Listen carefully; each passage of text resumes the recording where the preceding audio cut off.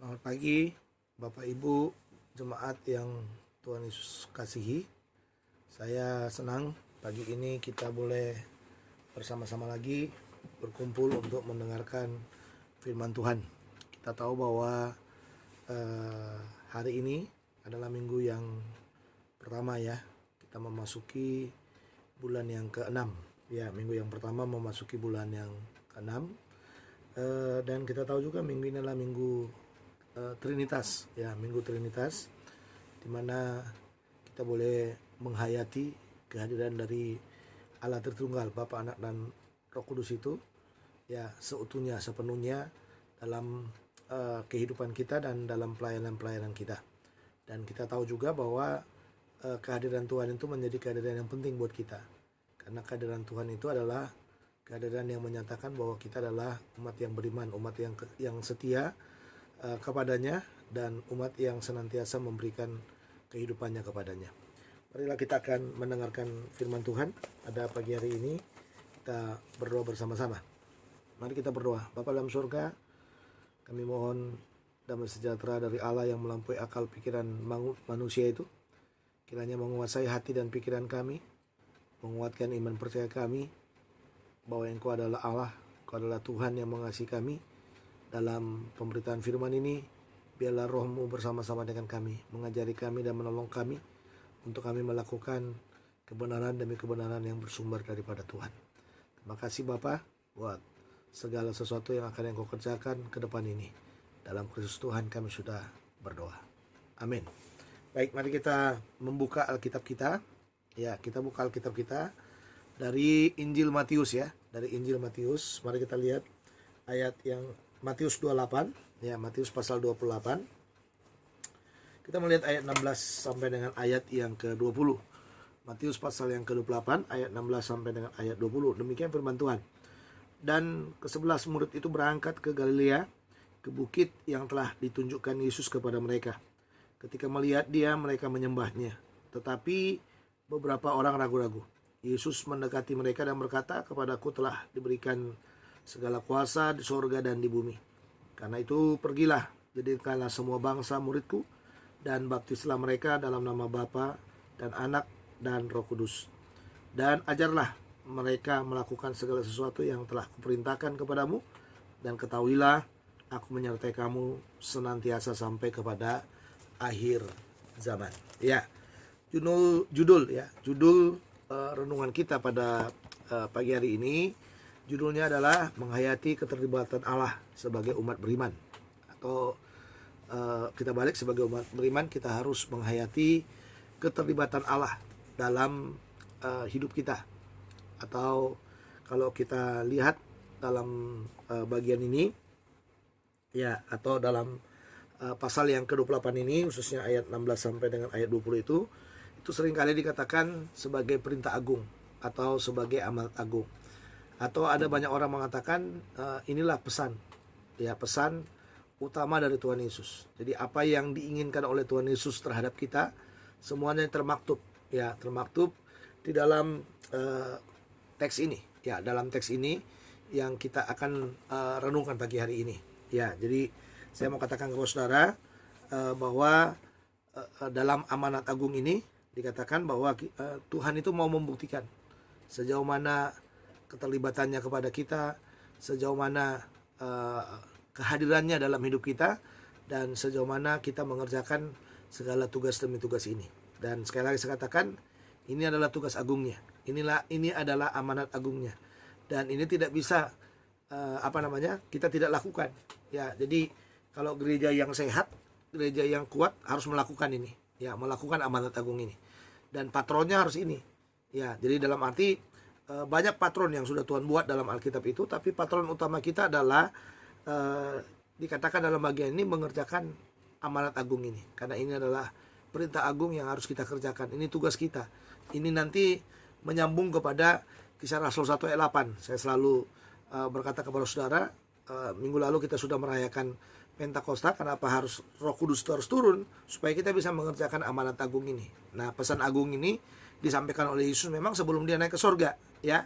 Jadi sebelum dia naik ke sorga, dia menyampaikan pesan agung ini kepada kita untuk kita bisa mengerjakannya. Jadi dengan adanya Pentakosta minggu lalu yang sudah dialami oleh gereja itu, seharusnya gereja itu berpatron ke situ. Ya, dia mulai mengerjakan tugas agung itu dengan bergantung sepenuhnya kepada Roh Kudus. Nah, makanya dalam perintah agung inilah kita bisa melihat keterlibatan Allah. Bagaimana Allah membangun gerejanya, bagaimana Allah memakai umatnya, dan bagaimana Allah menyertai umatnya. Ya, baik Bapak Ibu, saudara yang dalam Tuhan, sebagai umat beriman, dikatakan kita harus menghayati keterlibatan Allah melalui amanat agungnya. Ya, atau dikatakan sebagai umat Allah kita harus menghayati keterlibatan Allah melalui amanat agungnya. Nah, bagaimana caranya? Ada 3 cara yang diminta kepada kita untuk kita bisa mengerjakan amanat agung ini. Yang pertama adalah kita harus yakin akan kuasa yang ada padanya. Nah, artinya begini, kita tidak bisa mengerjakan amanat agung ini kalau kita tidak bergantung kepada kuasa yang ada padanya. Ingat baik-baik itu. Kenapa? Karena amanat agung ini tidak bisa dilogikakan dengan kekuatan kita. Ya, dalam arti begini, saya mau katakan kepada saudara, banyak orang yang sukses mengerjakan amanat agung ini selama Tuhan percayakan di tengah-tengah dunia ini ya. Selama dia mengerjakannya di tengah-tengah dunia ini, dia sukses melakukannya karena dia bergantung kepada kuasa yang daripada Tuhan itu. Ya, kuasa yang daripada Tuhan itu. Nah, kata kuasa dalam bagian ini saudara, ini ini menggunakan kata exousia. Ya, ada 2 kata kuasa dalam bahasa Yunani itu. Kata yang pertama adalah dunamis. Ya, dunamis. Ya, itu nanti kata dunamis itu dipakai dalam Kisah Rasul 1 ayat 8. Ya, jadi kamu adalah saksi, karena kamu adalah saksi, kamu harus dunamis. Ya, dunamis dari kata dinamit. Ya, dinamit itu. Ya, jadi dunamis adalah orang yang mengerjakan kuasa itu. Jadi kamu harus mengerjakan kuasa itu dengan cara apa? Dengan cara menjadi saksi itu. Ya, menjadi saksi itu. Ya, kamu adalah saksi. Ya, dan kamu akan dikatakan kamu akan menerima kuasa dan kamu adalah saksi. Nah, kalau yang di sini saudara, ini hampir sama dengan Yohanes 1 ayat 12. Ya, Yohanes 1 ayat 12 lalu digunakan lagi dalam kata di dalam bagian ini, dalam ayat yang ke-16 sampai 18 itu, kuasa itu berkaitan dengan exousia. Exousia itu berkaitan dengan sebuah posisi, ya, posisi kedudukan, kepercayaan yang diberikan kepada kita. Itu bicara kuasa dalam bagian itu. Ya, memang kalau kita bisa melihat kuasa ini berkenaan dengan apa? Dengan status kedudukan daripada seseorang. Nah, ternyata dalam bagian ini Yesus mengatakan di dalam ayat yang ke-18 itu, Yesus mendekati mereka dan berkata, "Kepadaku telah diberikan segala exousia, segala kedudukan, segala otoritas, segala milik di sorga dan di bumi." Nah, ini yang dibilang exousia itu. Ya, nanti kalau kepada kita dikatakan dalam Yohanes 1 ayat 12, ya, itu yang kepada kita ya. Yohanes 1 ayat 12 saat dikatakan, ya, tetapi semua orang yang menerima Yesus, ya, diberinya kuasa. Nah, itu diberinya kuasa, diberinya exousia supaya menjadi anak-anak Allah, yaitu mereka yang percaya dalam namanya. Jadi bicara status. Jadi exousianya kita itu dikatakan adalah anak-anak Allah. Jadi kita anak-anak Allah yang lahir dari Allah dan yang mempunyai Allah yang agung, Allah yang hebat, Allah yang luar biasa, dan Allah yang mengerjakan banyak hal dalam hidup kita. Nah, saudara, kembali lagi kita ke dalam teks kita. Jadi bagian yang pertama tadi, sebagai umat beriman kita harus menghayati, ya, menghayati dikatakan keterlibatan Allah dalam mengerjakan amanat agungnya, ya, dalam mengerjakan amanat agungnya. Bagaimana caranya? Yang pertama, kita harus yakin, ya, bahwa dikatakan tadi kita harus yakin akan kuasa yang ada padanya. Jadi pada siapa? Pada Yesus. Nah, kuasa itu bicara exousia, kedudukan yang tidak pernah berubah. Jadi kedudukan, karena ada kedudukan yang tidak pernah berubah itu, dikatakan dalam bagian ini kita harus percaya itu. Nah, lihatlah saudara, karena Yesus itu adalah yang punya kuasa. Perhatikan di sana dikatakan di dalam ayat 16, dan ke-11 murid itu berangkat ke Galilea, ke bukit yang telah ditunjukkan Yesus kepada mereka. Ketika melihat dia, lihat di sana, ketika melihat dia, ya, ketika melihat dia. Jadi waktu kita melihat atau waktu kita bertemu dengan orang yang punya kuasa itu, Makanya dikatakan ya, jadi ketika kita melihat dia, bagaimana sikap kita?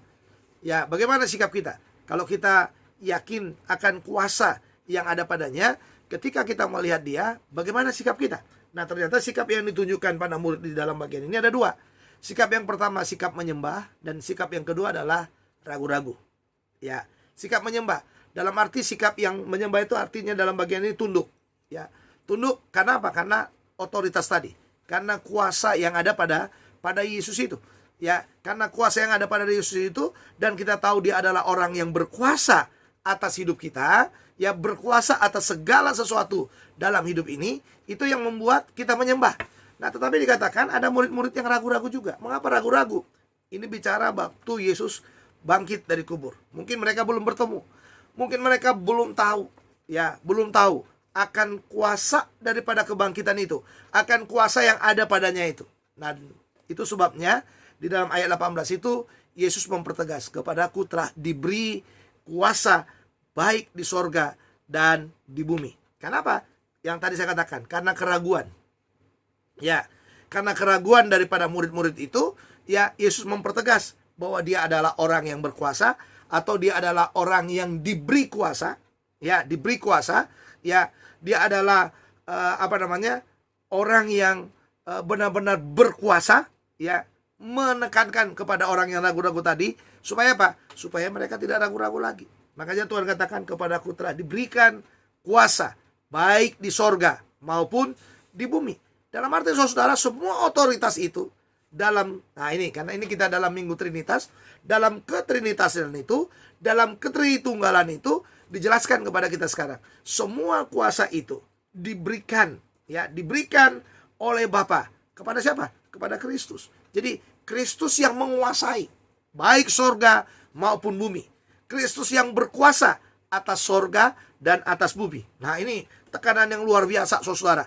Dalam perintah agung ini, ya, dalam perintah agung ini dimulai dari bagian itu.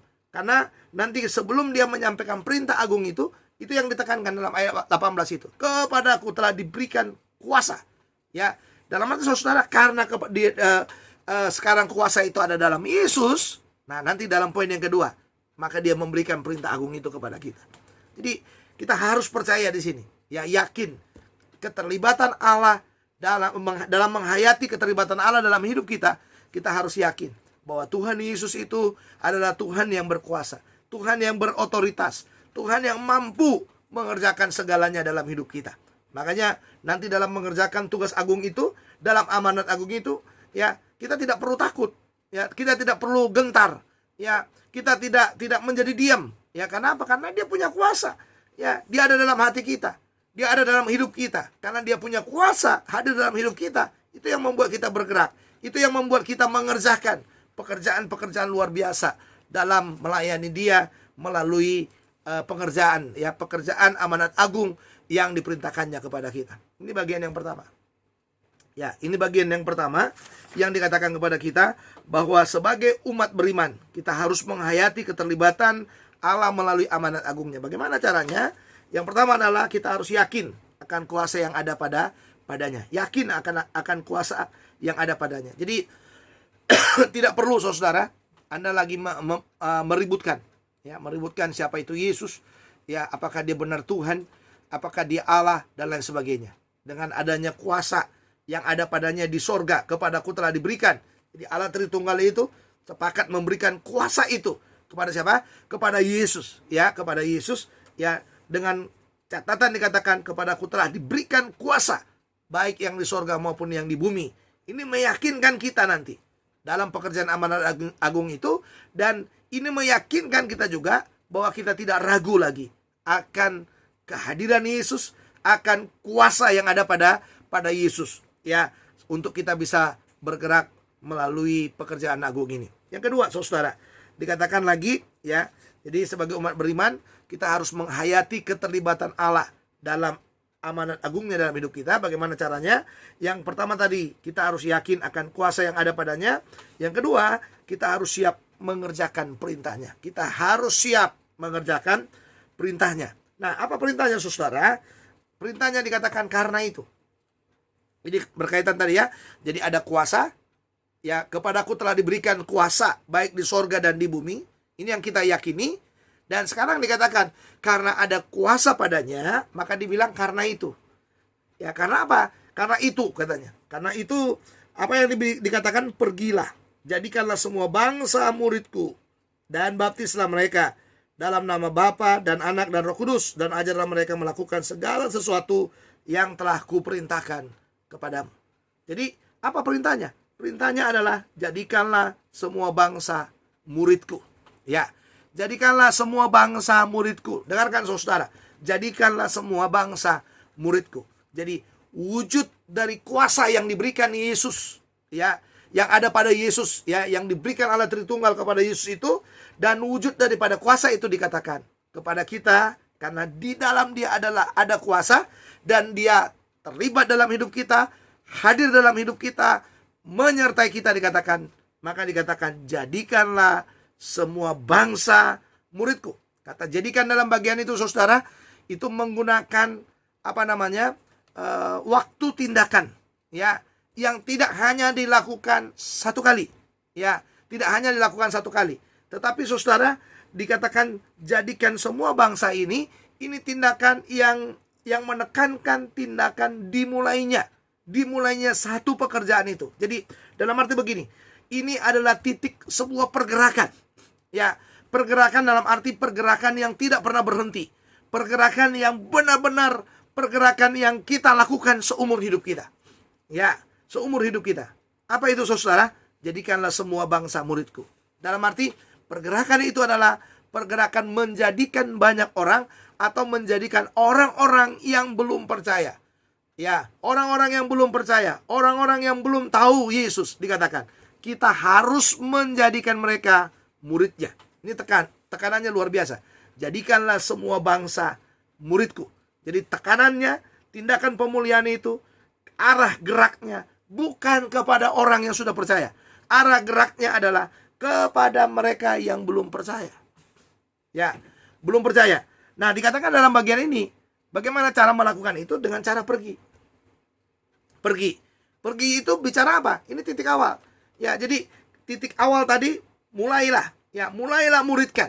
Ya, mulailah muridkan semua bangsa. Ya, mulailah muridkan semua bangsa. Cara memuridkannya adalah pergi. Jadi kalau dibilang pergi, berarti nggak diam ya. Nggak diam ya Bapak Ibu ya. Tapi bergerak, pergi. Jadi gereja itu yang selalu saya tekankan. Setelah Pentakosta itu saudara, gereja itu adalah gereja yang bergerak. Ya, atau orang percaya itu adalah orang percaya yang bergerak. Orang percaya nggak pernah diam lagi dalam hidupnya. Jadi dia bergerak. Bergerak ke arah apa? Ke arah fokus yang Tuhan berikan. Arahnya adalah pemuritan. Ya, arahnya adalah pemuritan. Dan makanya dikatakan pergi. Pergi kepada siapa? Kepada mereka yang belum percaya. Pergi kepada mereka yang belum mendengarkan Injil.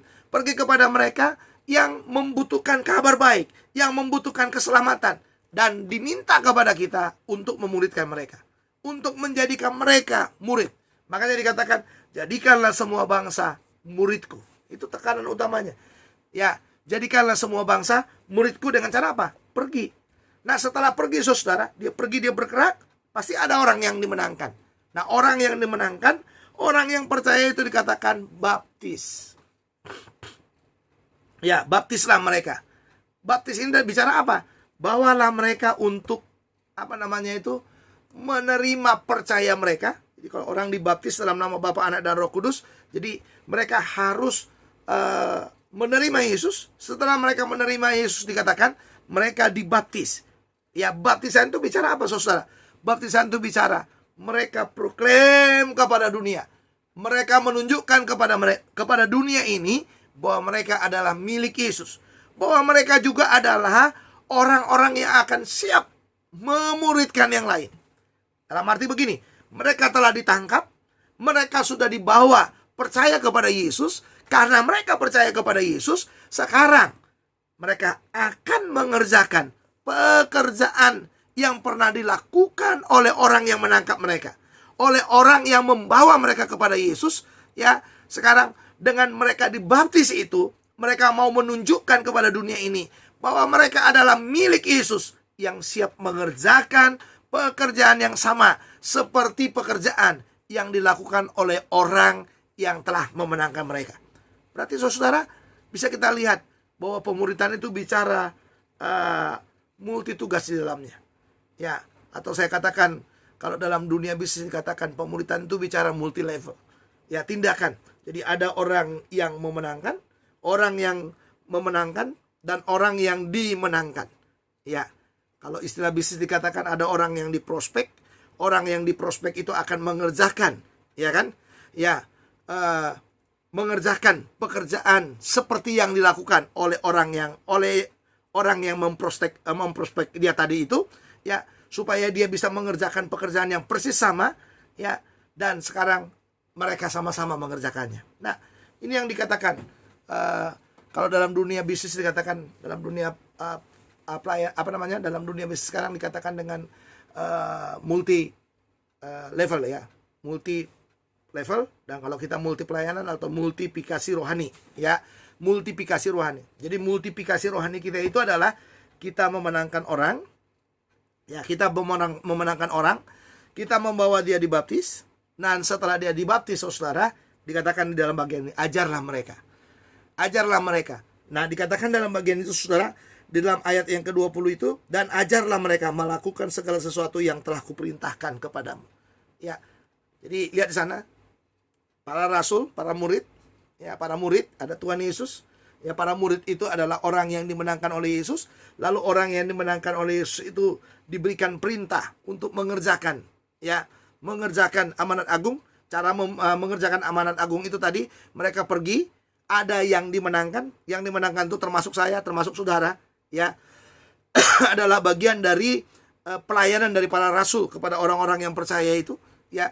Dan sekarang hal yang sama, Yesus memerintahkan pekerjaan ini kepada para rasul karena ada prinsip multiplikasi rohani di dalamnya. Kita mengerjakan pekerjaan yang sama juga, ya. Kita mengerjakan pekerjaan yang sama juga. Jadi bukan hanya para rasul atau para murid yang mengerjakan multiplikasi rohani itu, ya, multiplikasi rohani itu, tetapi kita mengerjakannya karena kita adalah turunan dari multiplikasi rohani itu. Nah, jelas ini, ya, saudara, ini makanya dibilang ini adalah amanat agung, ini perintah agung yang nggak pernah bisa bangkrut, ya. Ya, ini perintah agung yang dikerjakan sampai selesai, sampai sang pemberi perintah itu datang kembali ke tengah-tengah dunia ini, ya, datang kembali ke tengah-tengah dunia ini, barulah perintah ini bisa selesai. Nah, makanya dikatakan, ya, kita melakukan perintah agung ini dengan cara apa? Pergi. Jadi pemuritan itu, saudara, kalau kita mau mengerjakan pemuritan, kita pergi untuk apa? Untuk memenangkan orang, untuk membawa orang kepada Yesus, ya, untuk melayani orang supaya orang itu boleh percaya kepada Yesus. Setelah mereka percaya, dikatakan baptis. Baptis artinya apa? Mereka proklaim kepada dunia, ya, bahwa mereka adalah milik Yesus dan mereka siap untuk dimuridkan dan memuridkan. Nah, multiplikasi rohani sana, ya. Ya. Lalu yang berikutnya dikatakan ajar. Ajar apa? Ajarlah mereka untuk melakukan segala sesuatu yang kuperintahkan kepadamu. Jadi yang diperintahkan Yesus itu apa? Para rasul itu sudah menerima ajaran daripada Yesus. Siapa Yesus? Ya, bagaimana orang yang hidup dalam Yesus. Dan sekarang dikatakan mereka harus mengajar mereka juga. Ajarlah mereka untuk melakukan. Ya, ini yang dikatakan sini. Ajarlah mereka melakukan segala sesuatu yang telah kuperintahkan kepadamu. Ajarlah. Ya, ini yang kadang-kadang saudara yang hilang dalam gereja. Pemuritannya hilang. Tidak ada pengajaran lagi.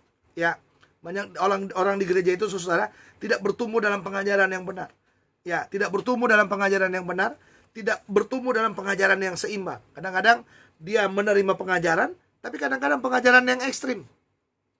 Ya, pengajaran yang ekstrim yang membuat orang percaya itu jadi aneh.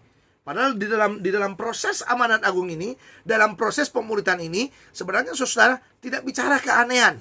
Ya, keanehan. Kenapa? Karena itu tadi. Jadi kalau orang menerima pengajaran yang ekstrim, dia akan mengajarkan yang ekstrim. Ya, itu dalam proses pemuritan seperti itu. Jadi makanya saudara, dalam sebuah proses pemuritan itu, kita tidak boleh hidup dalam sebuah pengajaran yang ekstrim, ya, supaya kelak kita tidak mengerjakan pengajaran yang ekstrim. Yang dituntut daripada kita, bagaimana kita menerima pengajaran yang dalam firman ini dengan seimbang, dan nanti kita juga mengajarkan hal yang sama kepada orang-orang yang kita menangkan itu, atau orang-orang yang kita muridkan itu, supaya mereka melakukan yang sama yang kita ajarkan, ya, yang kita ajarkan dengan seimbang, yang kita ajarkan dengan tidak berat sebelah, tapi kita ajarkan dengan penuh keseimbangan. Ya, contohnya begini, saudara. Kalau Anda mengajarkan teologi kemakmuran, Anda menerima teologi kemakmuran, Anda akan mengajarkan teologi kemakmuran. Kalau Anda menerima teologi penderitaan, Anda akan mengajarkan teologi penderitaan. Lihat dalam bagian ini. Di dalam Alkitab, satu sisi Alkitab itu bicara bagaimana supaya kita hidup dalam kelimpahan, tapi satu sisi juga Alkitab itu mengajarkan kepada kita bahwa kita harus menderita karena kita mengikut Yesus. Nah, bagaimana caranya supaya kita mengajarkan dua hal ini dengan seimbang kepada murid-murid yang kita menangkan itu? Ya, dalam arti begini. Satu sisi, sebagai orang percaya kita harus tahu bahwa semua berkat ilahi, ya, semua berkat Tuhan akan mengikuti sebuah perjalanan kita. Tapi di sisi yang lain ingat baik-baik, karena iman percayamu, engkau akan menderita juga. Ya, engkau akan menderita juga. Dan itu dikatakan di dalam bagian ini, mereka yang dimuridkan, ya, Anda yang sudah dimuridkan, Anda yang sudah menerima pengajaran itu, Anda harus mengerjakan pekerjaan yang sama. Ya, ajaran yang sama seperti ajaran yang telah diajarkan kepada saudara sekalian. Nah, makanya saya selalu senang sekali kalau kita menjadi orang percaya atau kita sebagai jemaat yang benar-benar hidup dalam pengajaran yang seimbang, saudara. Ya, jadi nggak boleh ekstrim. Ya, nggak boleh ekstrim. Ya, termasuk nanti dalam menerima karunia-karunia ilahi itu, ya, melayani dalam karunia-karunia ilahi itu harus seimbang. Ya, nggak boleh jadi ekstrim. Yang akhirnya membuat apa? Gereja berantem. Itu sudah terlihat dalam gereja di Korintus. Mereka berantem karena persoalan-persoalan apa? Salah satunya adalah persoalan karunia-karunia rohani. Ya, jadi Korintus itu banyak perpecahan, banyak mereka berpecah. Efek dari perpecahan itu, penyebab dari perpecahan itu banyak di dalam bagian. Salah satunya adalah bicara karunia-karunia rohani. Ya, jadi sudah terlalu ekstrim menitik beratkan kepada satu karunia, itu yang membuat mereka terpecah belah. Ya, jadi sama, saudara, saya mau katakan kepada saudara, kalau gereja sudah menitik beratkan kepada satu titik pengajaran dan hanya itu saja yang menjadi penekanannya, itu akan membuat gereja ekstrim. Gereja bukan lagi gereja yang bergerak, tapi gereja yang ribut, ya, yang ribut menghadapi apa? Pengajaran-pengajaran yang muncul di sekarang. Jadi kalau kita berjalan dengan teologi yang seimbang dalam hidup kita, kita mempelajari Alkitab ini dengan seimbang dalam pikiran kita, dalam benak kita, dan kita mengajarkan juga pelajaran yang seimbang kepada orang-orang yang lain, saya yakin saudara, gereja itu akan kuat. Jadi namanya juga seimbang, ya. Kalau ekstrim itu kan udah belok ke satu titik gitu. Yang titik ini nggak diperhatikan. Nah, itu yang membuat apa? Jadi timpang. Ya, itu yang membuat jadi timpang. Tapi gereja diajarkan seimbang. Seimbang itu artinya apa?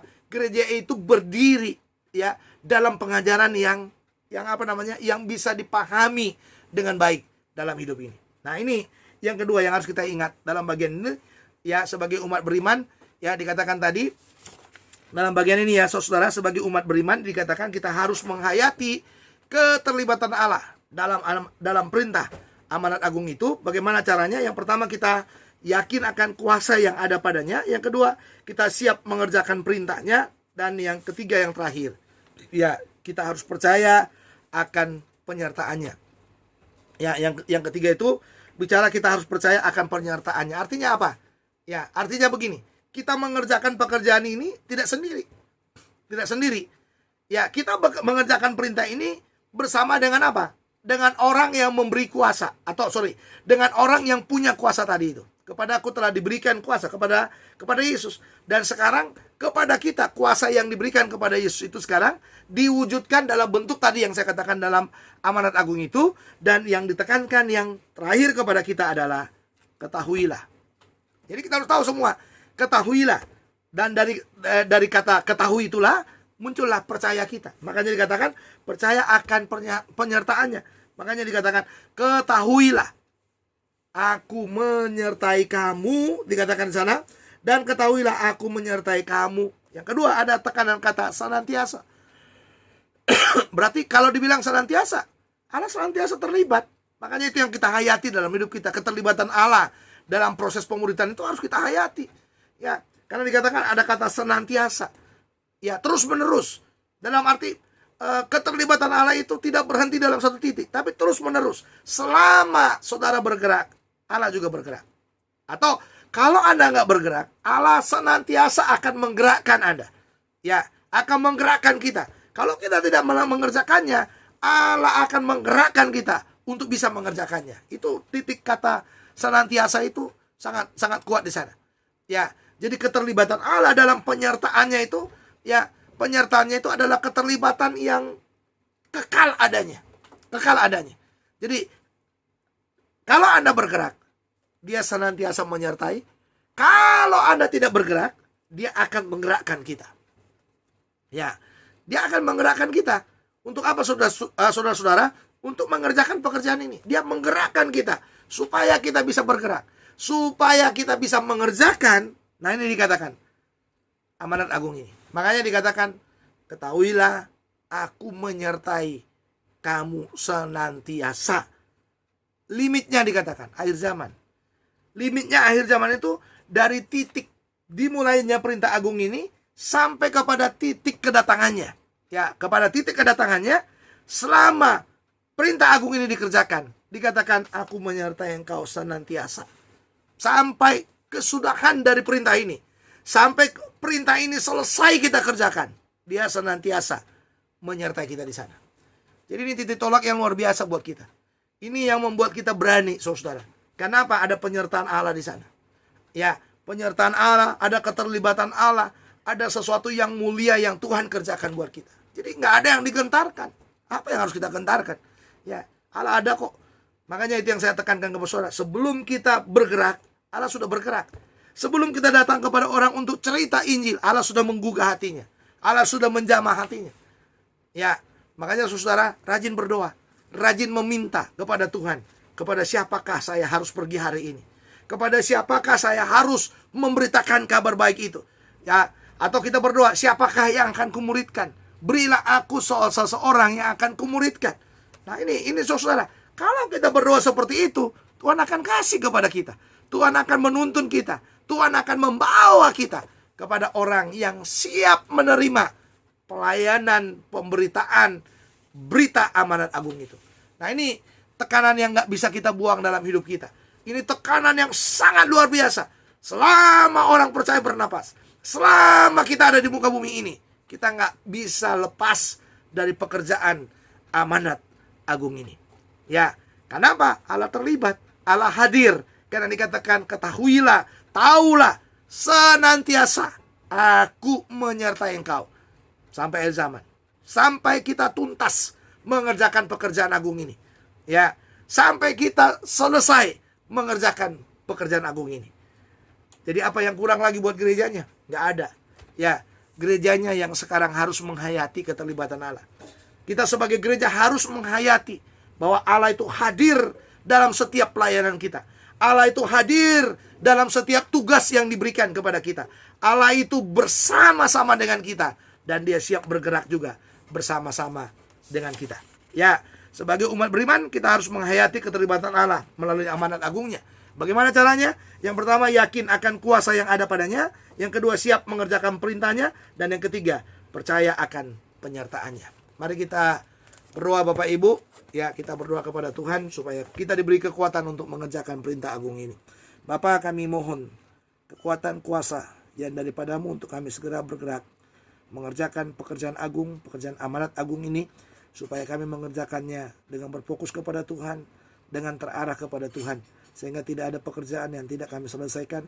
Kami akan selesaikan bersama dengan Tuhan sampai tuntas, sampai kesudahan zaman, sampai Engkau datang kembali ke tengah-tengah dunia ini. Biarlah kami menjadi orang percaya yang berfokus kepada tugas amanat agung, yaitu pemuridan. Dan kami mau mengerjakannya dalam setiap kehidupan kami. Dan kami benar-benar boleh bertumbuh juga di dalamnya sebagai orang yang dimuridkan dan memuridkan lagi. Tuhan berkatilah kami. Tolong kami Tuhan, supaya kami benar-benar fokus kepada tugas agung ini. Supaya tidak ada lagi dalam pekerjaan-pekerjaan agung, dalam pekerjaan-pekerjaan, melaksanakan pekerjaan-pekerjaan agung ini, kami tidak mengerjakannya. Kami mau mengerjakannya bersama dengan Tuhan. Berkati jemaat-Mu dimanapun kami berada. Tolonglah kami Tuhan, supaya kami boleh luput dari pandemi virus COVID ini Tuhan. Supaya kami benar-benar boleh bersekutu kembali lagi dalam gereja-Mu. Tolonglah, berkatilah Tuhan, menghalau semuanya. Pulihkanlah bangsa kami. Halaulah semua virus ini Tuhan. Supaya kami semuanya boleh hidup di dalam Tuhan, di dalam kasih daripada Tuhan yang mengasihi hidup kami boleh bergerak, berjemaat bersama dengan Tuhan. Terima kasih Tuhan buat pimpinan-Mu, terima kasih buat kasih setia-Mu, dan terima kasih buat segala sesuatu yang Kau sudah kerjakan dalam hidup kami, meteraikan firman-Mu dalam hati dan pikiran kami. Dalam Kristus Tuhan kami sudah berdoa. Amin. Baik Bapak Ibu, semangat terus ya, dan biarlah saudara dalam pandemi yang ada ini, kita tetap berfokus kepada Tuhan. Jangan lupa berdoa. Standar kesehatan saya tidak perlu lagi selalu mengingatkan saudara. Yang saya harus ingatkan kepada saudara, jangan lupa berdoa. Seringkali kita membuat standar yang sangat luar biasa, tapi tanpa doa tidak ada gunanya buat kita. Jadi seimbangkan antara kesehatan dan juga pelayanan rohani. Tuhan Yesus memberkati kita. Ketemu lagi di waktu-waktu yang akan datang. Selamat pagi, shalom.